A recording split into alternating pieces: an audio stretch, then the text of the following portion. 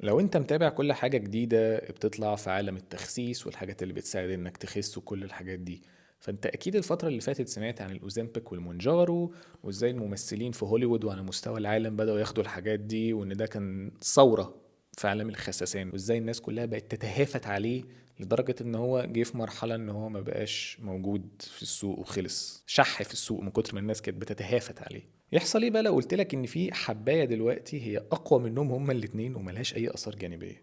اول حاجه هنقول ان الاوزامبيك ده اللي هو كان اول واحد طلع واشتهر هو جيل تالت من ادويه معينه، وبعدين عملوا الجيل الرابع بتاعه اللي هو كان المونجارو، والجيل الخامس ده اللي انا بتكلم عليه ده اللي هم شغالين عليه دلوقتي حالا، وصل للمرحله بتاعت الكلينيكال ترايلز على الهيومنز، يعني هم دلوقتي بداوا يجربوه على البشر ومستنين ياخدوا الموافقات عشان يبتدي ينزل الأسواق. بيشتغل ازاي وايه الفرق بينه وبين الحاجات اللي فاتت وليه ملوش آثار جانبية؟ تعال اخدك ورا كده خطوتين نشوف هما ازاي بنوا اصلا الاوزامبيك وايه الفرق بينه وبين المونجارو، وبعد كده ايه الحاجة الجديدة اللي انا بتكلم عليها دي. الاوزامبيك ده الاسم اللي هو الكوميرشال او ده الاسم المتعارف عليه، انما المادة ذات نفسها اللي هي بتدخل تشتغل في جسمك حاجة اسمها جي ال بي 1. مش مهم، المهم تبقى عارف ان ده كان اصلا دواء سكر، بس هم اكتشفوا ان هو ليه اثار جانبية عن طريق ان هو بيخسس. بيعمل كده ازاي؟ هو هرمون بيدخل جسمك فبيأثر على حاجات زي الريسبتورز او المستقبلات اللي موجودة في بطنك والامعاء والجهاز الهضمي وفي نفس الوقت في المخ، فهو بيشتغل بكذا طريقة.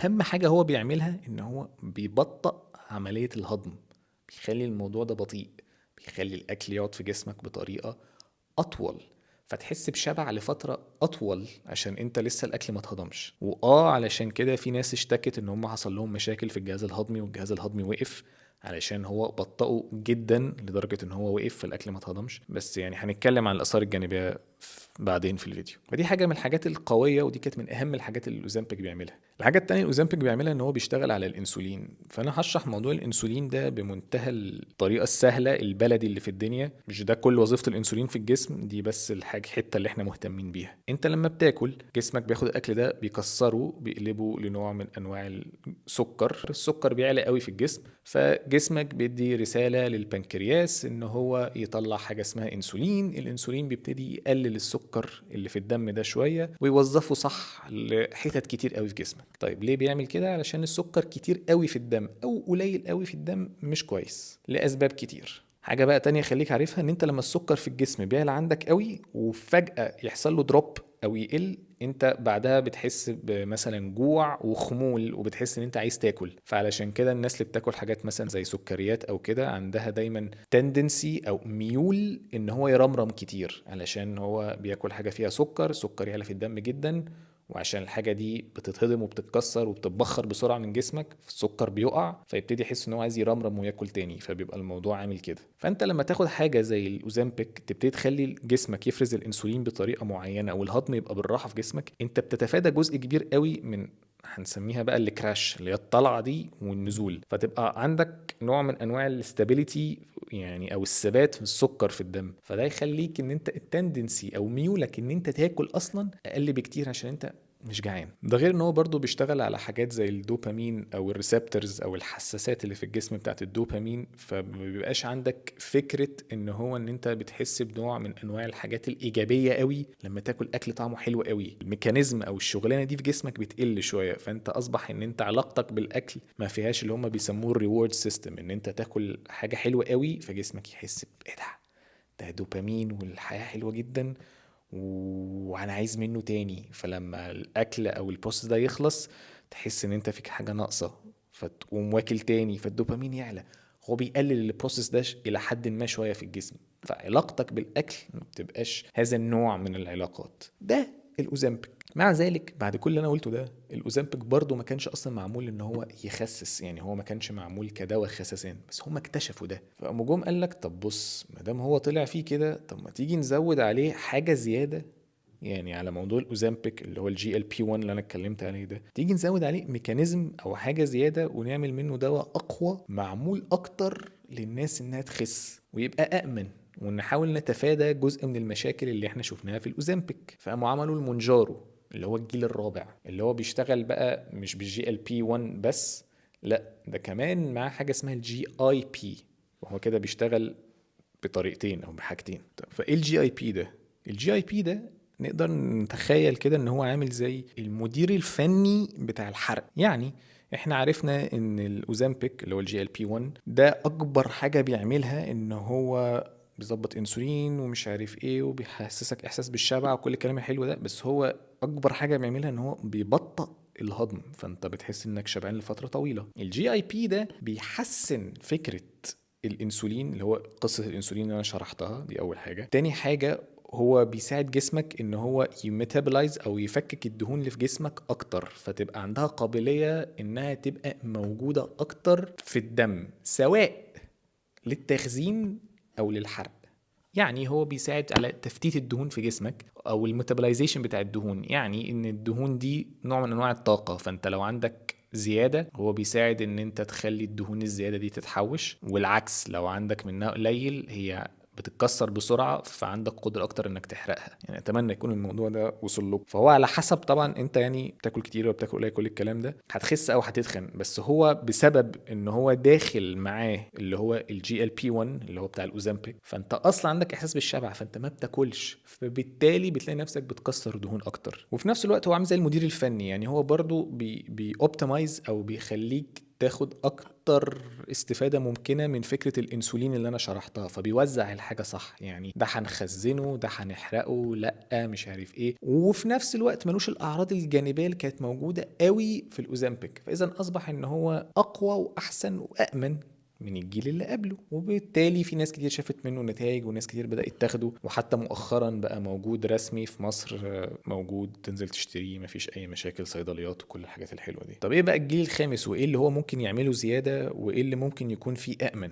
طيب تعالى نتكلم على الأعراض الجانبية بسرعة كده ونشوف ازاي الجيل الخامس هيتفاداها. أول حاجة احنا اتكلمنا على فكرة ان هو ممكن يوصل لمرحلة ان هو يشل الجهاز الهضمي من كتر ما هو بيبطئ عملية الهضم. دي حاجة. الحاجة التانية زي ما انا شرحت من شوية، مونجارو اللي هو الجي اي بي، بسبب ان هو بيوزع الانسولين كويس وبيحرق الحاجة ومش عارف ايه، كتر ما هو بيستغل الموضوع ده فانت جسمك الانسولين اللي بيطلع مفيش منه زيادة، قد في بعض الحالات يؤدي الى ان انت يحصل لك زي هبوط في نسبة السكر اللي في الدم، فده عرض تاني مش كويس. تالت حاجة حاجة انتشرت في السوشيال ميديا وحتى بقى ليها مصطلح بيسموه الاوزامبيك بوت، ده اللي هو بسبب ان هو قدرته عالية قوي على الحرق، فهو ما بيحرقش بس الدهون، هو بيحرق برضه حتى العضلات. فعشان كده ناس كتير من اللي بتاخد الحاجات دي بتخس بس بيبان عليها نوع من انواع الهذلان، يعني بيبقى شخص هزيل عشان هو برضه بيحرق الدهون والعضلات وكل حاجة، وفي نفس الوقت انت ما عندكش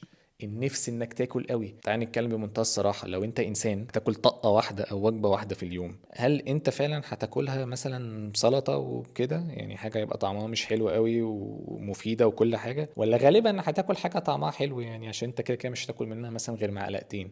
فيعني ليه ما اكلش مثلا معلقتين فته وخلاص، ما انا كده كده مش هاكل ومش قادر، طب اكل حاجه يبقى طعمها حلو على الاقل يعني. فبالتالي بيخلي يعني في الاخر بقى النتيجه بتخس وكل حاجه، ودي طبعا حاجه صحيه جدا هنتكلم عليها، بس برضو بيؤدي الى نوع من انواع الهذلان ويعني عدم وجود صحة متكاملة قوي في الخسسان. الجيل الثالث بقى بيشتغل بثلاثة ميكانيزم، فاحنا قلنا الاوزامبيك كان واحد، المونجارو اتنين، الجيل الثالث ليه ثلاثة. الحاجة التالتة اسمها جلوكاكون، اكتبها هنا في مكان ما، جلوكاجون. ايه الجلوكاجون ده؟ الجلوكاجون ده الحاجة بقى اللي هنقول عليها القوية قوي الزيادة، ان هي بتحرق الدهون وبترفع الحرق وبتحافظ على العضلات. تلاتة ازاي؟ اول حاجة ان هو بيدي اشارة للكبد يقول له ان احنا محتاجين نكسر الدهون عشان احنا محتاجين طاقة، فده معناته ان هو بيحسسك بالشبع، غير ان هو بيبطئ عملية الهضم، هو كمان بيخليك تحرق دهون. فاحنا نقدر نقول ان هو نظريا بيخلي الحرق عندك اعلى علشان هو بيحفز عملية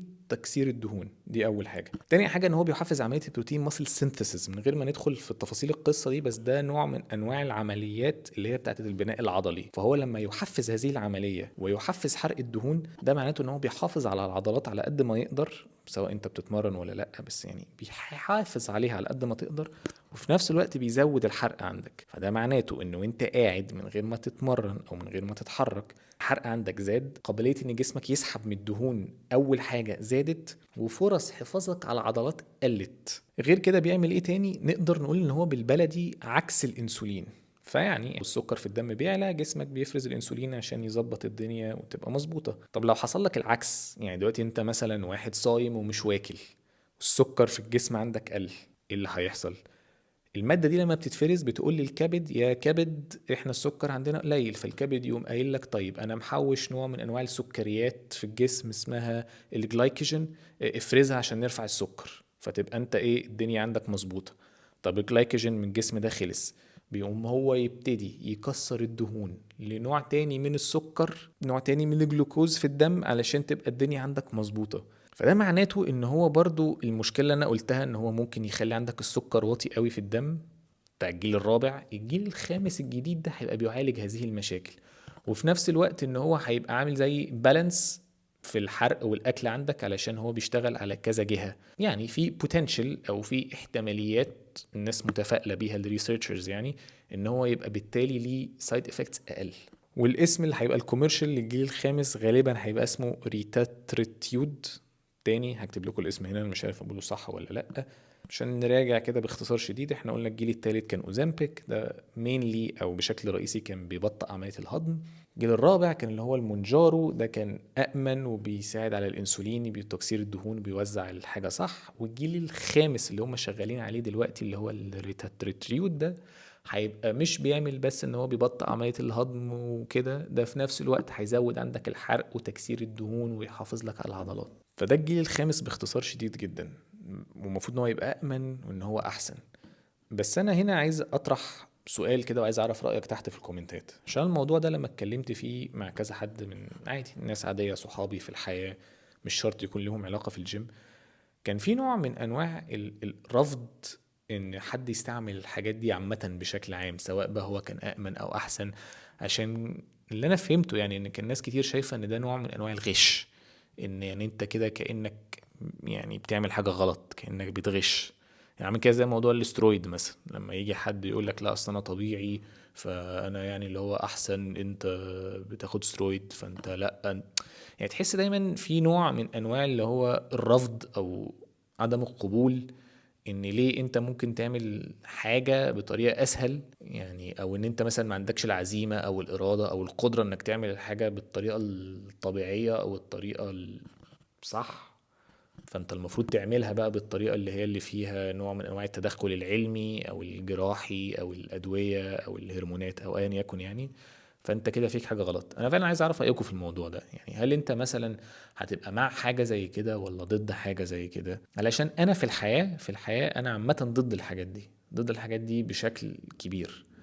بس يعني لو فعلا هم عرفوا يعملوا حاجة زي الجيل الخامس ده وما كانش ليه أي نوع من أنواع الآثار الجانبية، أنا شايف إن ساعتها مش هتبقى دي حاجة وحشة، بالعكس هتبقى حاجة كويسة وأنا هبقى معاها. علشان يعني تعالوا نتكلم بأمانة، إنك مثلا تخس أو تعمل دايت أو ساعات الموضوع بيبقى صعب، خصوصا نفسيا أو ذهنيا، بيحتاج نوع من أنواع الإرادة أو نوع من أنواع التركيز أو نوع من أنواع مش عارف بقى أنت عايز تسميها إيه.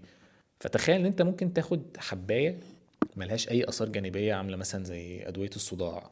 ليها اثار جانبية بس يعني 1 في المليون بيحصل له اثر جانبي، انما اغلب الناس بتاخد عادي ادوية صداع وما بيحصلهاش حاجة. تتخيل ان هم وصلوا لهذا النوع من انواع التقدم، ان انت حباية ملهاش اثار جانبية خالص هتاخدها وهتخس وهتساعدك تزود لك الحرق ومش هيبقى نفسك في الاكل. هل انت ترضى تاخد حاجة زي كده، او تقول لي مثلا اهلك او اخواتك او اي حد مثلا معاك في البيت خد حاجة زي كده؟ عشان انا في الحياه شايف ان يعني التخن عامه، ان حد يبقى اوفر ويت وتخين بطريقه زياده، ده هيبقى ليه اثار جانبيه صحيه يعني كبيره قوي على هذا الشخص. فان هو لو هياخد حاجه تساعده ان هو يبعد عن هذا الموضوع فهو الكسبان، ده رقم واحد. رقم اتنين، انت يعني تعال نقول مثلا هتكلم عن نفسي مثلا، انا مثلا بعرف اعمل دايت، بخس، بتخن وبخس تاني ومش عارف ايه وكل الكلام ده. بس الموضوع برضو بياخد مني نوع من انواع المجهود، يعني نوع من انواع المجهود سواء بقى الذهني او ايا يكن. فانا لو خدت حباية وما بقيتش عندي الصراع بتاع العزيمة ده والالتزام، الموضوع بقى بالنسبة لي عادي سهل جدا. الفرق العزيمة والالتزام اللي انا كنت بضيعه في الجيم ده، ما انا ممكن اروح احطه في الشغل، ممكن اروح احطه في البيت، ممكن اروح احطه في حتة تانية. اللي عايز اقوله يعني ان احنا هنبقى كسبانين كلنا يعني. بس ده رأيي في اخر فيديو، وانا فعلا كنت حابب اعرف رأي الناس تحت ايه في الموضوع ده. انا هقفل الفيديو ده على كده. لايك، شير، وسبسكرايب، واشوفكم الفيديو الجاي.